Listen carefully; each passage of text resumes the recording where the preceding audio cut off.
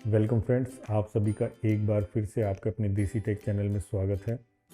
सबसे पहले मैं आप सब लोगों को थैंक यू बोलना चाहूँगा, आप लोगों के सपोर्ट और आप लोगों का एनकरेज जो आप कर रहे हो, इससे मुझे बहुत हौसला मिल रहा है, जिससे मैं नई नई वीडियोस बना रहा हूँ।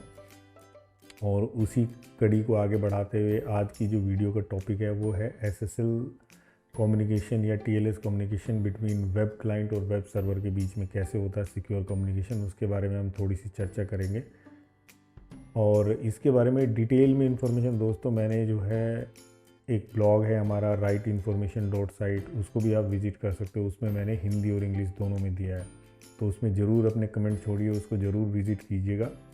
तो चलिए ज़्यादा टाइम नहीं लेते हैं और हम लोग जो है अपना टॉपिक स्टार्ट करते हैं। तो उसके लिए दोस्तों सबसे पहले आपको ये समझना पड़ेगा कि किस तरीके से क्या सिनेरियो हम किसके ऊपर हम बात करने वाले हैं। तो वेब क्लाइंट क्या है, मैं या आप हो सकते हैं, और वेब सर्वर गूगल या याहू हो सकता हो। तो उन दोनों के बीच में क्या कम्युनिकेशन होता है और किस तरीके से वो बात करते हैं।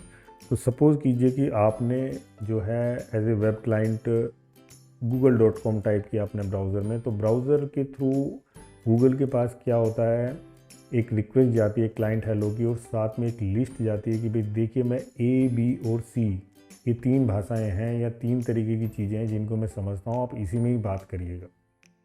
ठीक है, वो कंप्रेशन मेथड कह सकते हो या क्रिप्टोग्राफिक टेक्नोलॉजी कह सकते हो, जिसके बारे में वो बताता है क्लाइंट की भाई मैं इनको सपोर्ट करता हूँ। उसके बाद क्या होता है, सर्वर जो है उस रिक्वेस्ट को लेता है, लेने के बाद देखता है अच्छा इसने कौन कौन सी लिस्ट मुझे भेजी है, वो उसको मैच कराता है और उनमें से एक लिस्ट उसके साथ शेयर करता है कि ठीक है भैया हम इस पर्टिकुलर क्रिप्टोग्राफिक टेक्नोलॉजी की यूज़ करके आपस में बात करेंगे। और साथ में एक सेशन आईडी भेजता है और अपना सर्टिफिकेट भेजता है ना। सर्टिफिकेट किस लिए भेजता है, वो ये बताने के लिए कि भाई मैं जेन्युइन बंदा हूँ जिसको आपने रिक्वेस्ट भेजी। हो सकता है कहीं पे कोई ऐसी गड़बड़ हो जिसकी वजह से आपका जो रिक्वेस्ट है गलत जगह चली जाए और गलत आदमी आपको जेन्युइन सर्टिफिकेट बोल करके वो भेजे कि भाई मैं ही वो आदमी हूँ जिसको आपने रिक्वेस्ट भेजी है। तो ऐसा भी होता है, इसके बारे में हम कभी बाद में चर्चा करेंगे। और एक पब्लिक की भेजता है जिसका इस्तेमाल वो आगे क्लाइंट करेगा।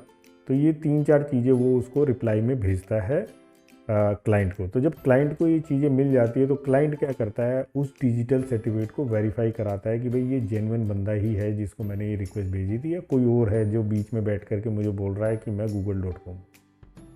तो जब वो सर्टिफिकेट वेरीफाई हो जाता है, वो कैसे होता है, देखिए सीए क्या होता है, सर्टिफिकेट अथॉरिटी होता है। वो कोई भी डोमेन होता है उसको सर्टिफिकेट देता है डिजिटली साइन करके अपनी की से। अब जितने भी वेब सर्वर हैं, वेब ब्राउज़र है सॉरी, वो सारे के सारे वेब ब्राउज़र जो हैं जेन्युइन सीए जो सर्टिफिकेट अथॉरिटी होती है उनकी कीज़ जो है उनके पास में होती है। तो ये सर्टिफिकेट को जैसे ही क्लाइंट रिसीव करता है तो वो क्या करता है, उस पर्टिकुलर की से उस सर्टिफिकेट की इंटीग्रिटी चेक करता है। जैसे ही वो वैलिडेट हो जाती है कि हाँ ये इसके अंदर किसी तरीके का कोई मैनिपुलेशन नहीं हुआ है, किसी तरीके की छेड़खानी नहीं हुई है, तो वो उसको एक्सेप्ट कर लेता है और वहाँ पे ग्रीन पैडलॉक आपका जो है ब्राउज़र में बन जाता है। तो इससे ये हो जाता है कि अभी आने वाला कम्युनिकेशन जो है सिक्योर होगा।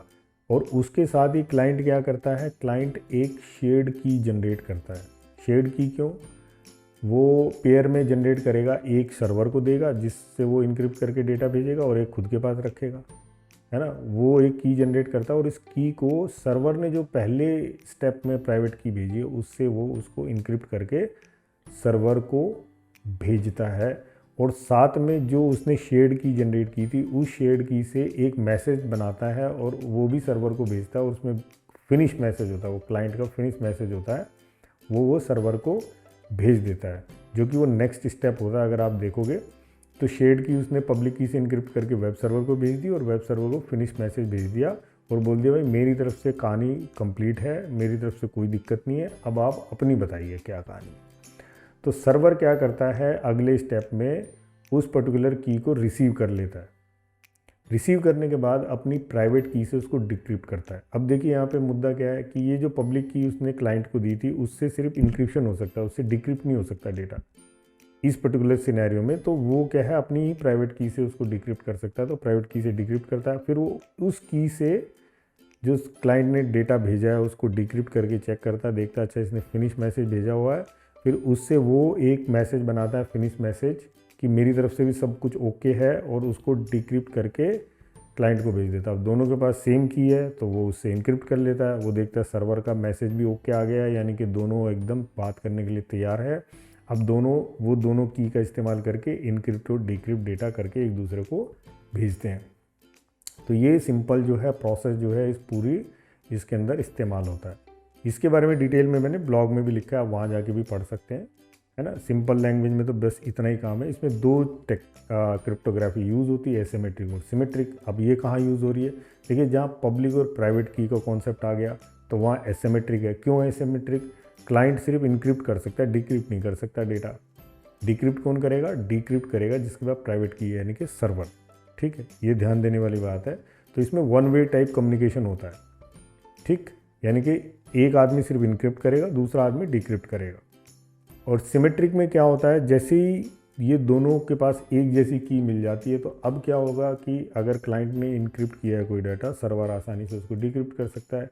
बट यही डेटा अगर सर्वर ने इनक्रिप्ट किया तो क्लाइंट भी डिक्रिप्ट कर सकता है, क्योंकि दोनों के पास में शेयर्ड की है।